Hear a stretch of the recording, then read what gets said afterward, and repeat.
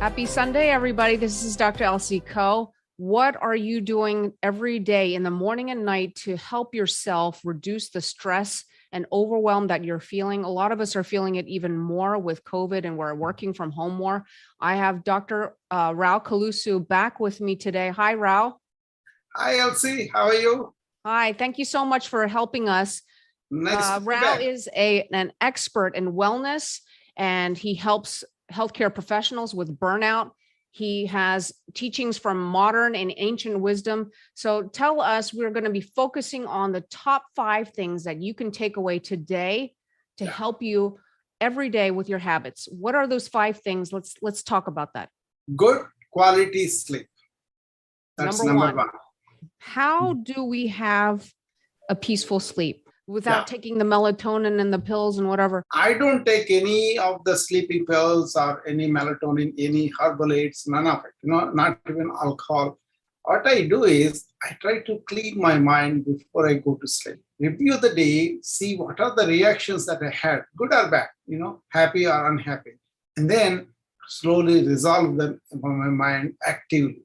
That way, when I go to the bed, my mind is a clear mirror. And then take deep breaths, and also I do certain yoga asanas that help me to really sleep very well. It's called Shavasana, that is corpse pose. I will be lying down in the bed and head to toe, all the major muscles. I kind of taking the deep breath, I contract and release the major muscle groups. That kind of exercise, when it's done properly, it induces deep sleep. And you already did your cleaning of the mirror of the mind. So now you will be induced to a good sleep, and it's the quality sleep that you have. When you get up in the morning, you feel energized. You're right. So the major thing is most of us don't even think about what we're doing when we're going to sleep. So it's really being intentional about what you're doing. Think about the habits that you have before you're going to sleep. For me, the most recent thing that I did, Rao, is I took my phone and I put it in the bathroom, and I have it charging in there. So I'm not looking at it before I go to sleep. There is a rule I employ myself. 1 hour before sleep, put the devices to sleep. Don't take any calls, don't emails, none of it. Because most of the emergencies, all that, there is a mechanism for that. Otherwise, I kind of put my devices to sleep. That means I don't go and browse the web or none of that, okay? It's not like a habit, I just put it aside.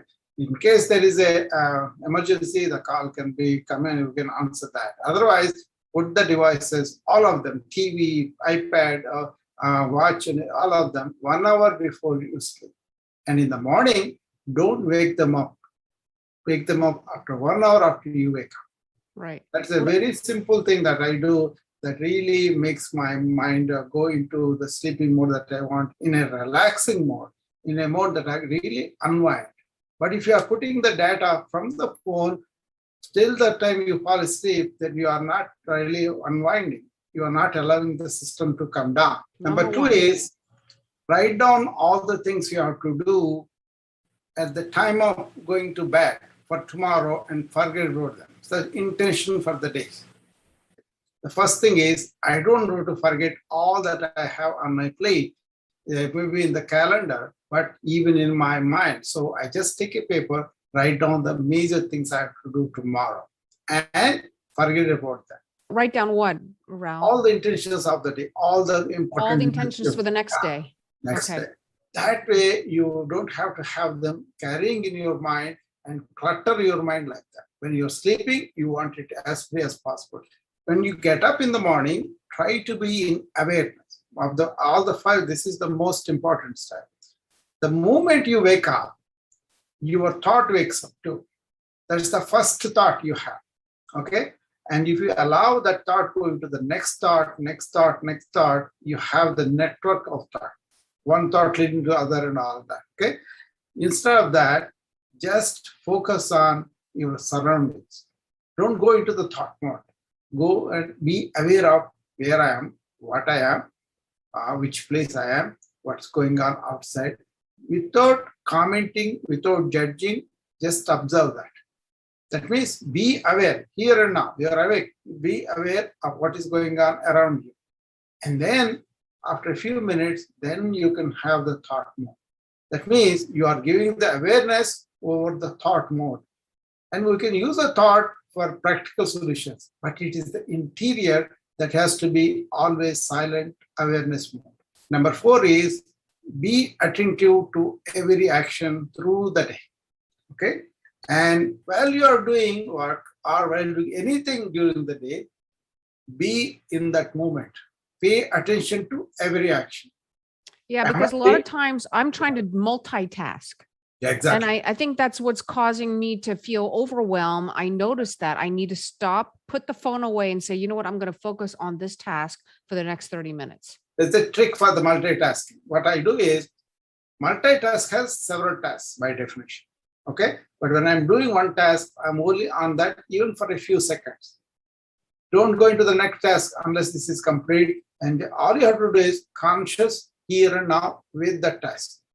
And then you can do multiple tasks in a short time, but then each task is getting its own attention.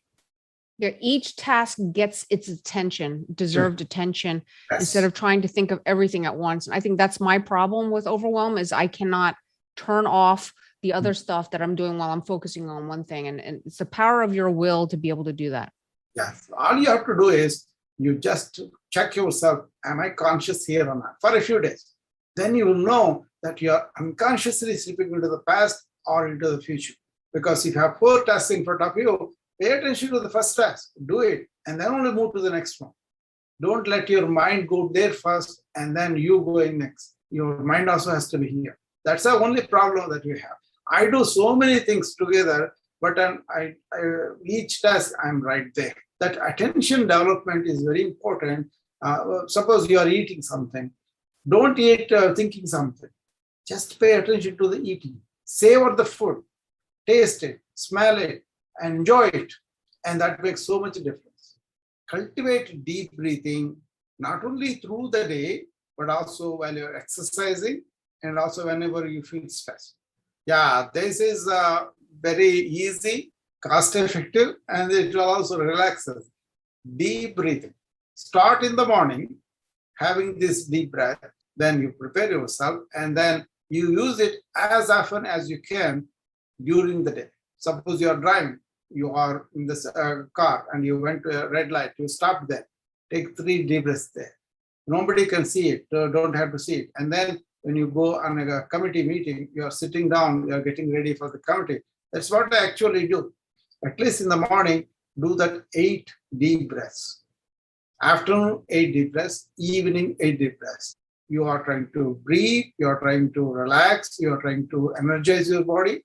And that is what I come into in the morning, what I call a presence, my presence. I'm here and now. That also makes you non-reactive. Yes, I need to be That's non-reactive. very important. Yeah. Vagus nerve stimulation, parasympathetic nervous stimulation. So we are in a deep relaxation. Mm-hmm. Yeah. So the bottom line is those top 5 things of doing to make your day better is being very intentional about your day, being very aware, being in the present moment, and making sure that you're focusing on the task at hand and that you're taking deep breaths during the whole day. And then you'll have a better day, and hopefully this is going to help everyone with some stress relief and decreasing the overwhelm. It's not something that we can do overnight. We're going to have to build that habit. These are all habits that Rao has that keeps him the calm person that he appears to right now, and the youthful look that he has. How can people find your yoga and meditation and talks on social media? I am on Instagram Live early in the morning, 6 o'clock Central, 7 Eastern. I do the practice, and the people are joining me on the Clubhouse and also Instagram Live for my yoga session. In the evening, 8 Central PM, I do a hacks from the ancient wisdom for modern stress and burnout. And that is a daily thing I'm doing, even weekends also. The people come there, present their problems, and then I discuss about several things. That is like a question and answer, more like, it's not a lecture by me. Website is bafal.net. Right. So thank you, everyone. Please comment or like if you want to hear more of these things from us, and look out for some invitations to join Dr. Kolusu and a lot of his teaching Also, if you're interested in leadership training, we do have a program called Lead Physician, and check us out at our website, which is leadphysician.org, or you can email me at info@drlcco.com. I hope everyone has a great Sunday, and thank you so much, Rao, for today. Yeah, sure.